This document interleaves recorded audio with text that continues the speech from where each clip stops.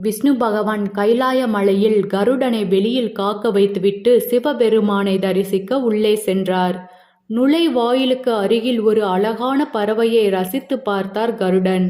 மரணத்தின் கடவுளான யமன் உள்ளே நுழைவதற்கு முன் சில நொடிகள் நின்று அந்த பறவையை பார்த்தார்.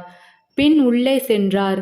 யமன் பறவைக்கு தீங்கு செய்து விடுவார் என்று எண்ணிய அந்த கருடன் அந்த பறவையை தொலை தூரத்தில் ஒரு காட்டில் கொண்டு சென்று விட்டுவிட்டார். யமன் கைலாயத்தில் உள்ளிருந்து வந்தவுடன் கருடன் யமனிடம் கேட்டார், ஏன் உன்னிப்பாக அந்த பறவையை பார்த்தீர்கள் என்று. அந்த பறவையின் இறப்பு தொலை தூரத்தில் உள்ள காட்டில் ஒரு பாம்பினால் முடிந்துவிடும் என்று கூறினார். அந்த பறவையால் எப்படி அவ்வளவு தூரம் போக முடியும் என்று குழப்பத்தில் என்றார் யமன்.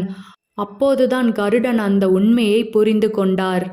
கருடன் பறவையை காப்பாற்றும் முயற்சியில் அதன் விதியை நிறைவேற்றினார் என்று யமனை யாரால் வெல்ல முடியும்?